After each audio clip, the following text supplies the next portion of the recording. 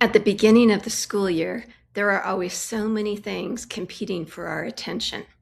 Procedures, supplies, standards, curriculum, assessments. But before I worry too much about how much science contents we cover, there are a few things I would prioritize first. The first is kindness. And I don't mean just putting "be kind" on the wall. I would actually talk with students about what kindness looks like in the classroom. It might look like inviting somebody into the group instead of always working with the same set of friends. It might look like helping somebody else find supplies.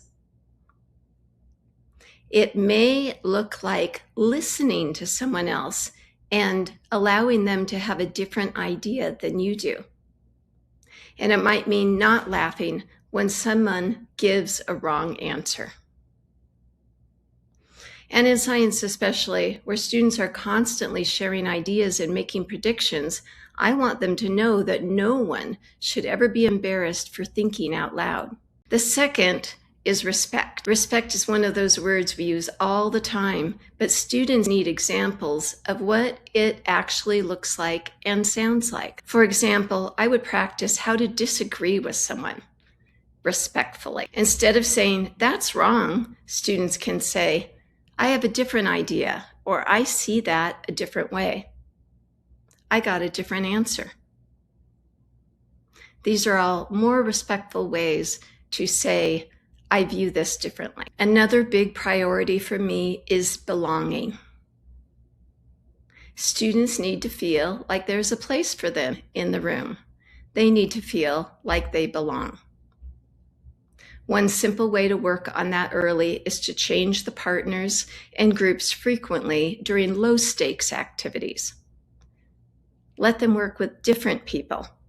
Sometimes you choose, sometimes they choose.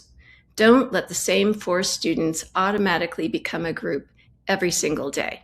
Give students opportunities to talk to people they might not normally choose. Sometimes I say to them, find someone you haven't worked with yet. You can do this with a simple science photograph, a quick graph, or a "what do you notice" prompt. There's no pressure to have the perfect answer.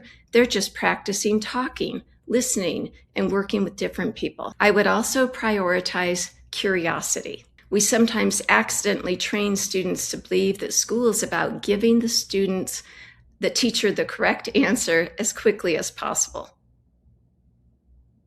But science doesn't really work that way. So early in the year, I would give students opportunities to wonder, puzzle, and show that something is interesting. A strange animal adaptation, or an unusual science phenomena. These are all great examples. Maybe a surprising graph. And instead of immediately saying, "What's the answer?" ask, "What do you notice? What do you observe? What do you think is happening? What do you wonder? And what questions does this make you want to ask?" Finally, I would make it clear that mistakes are okay.